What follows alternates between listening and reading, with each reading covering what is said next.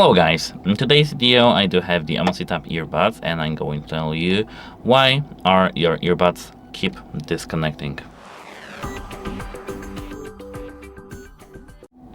So actually the issue might be the dual connection. Here in this phone you have the dual connection mode and your earbuds can connect to two devices at the same time.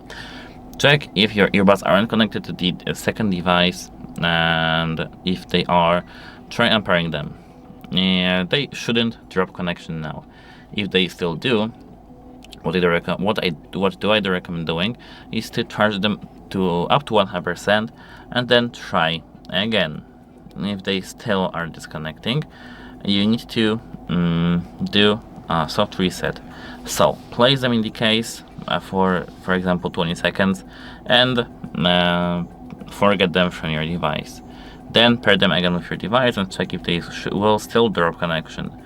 If they still do, what you need to do is to restart your phone. Of course, not factory reset, but just restart your device. Turn off and then turn on.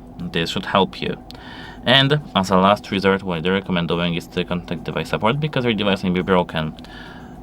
And that's it. Hope it helps you and goodbye.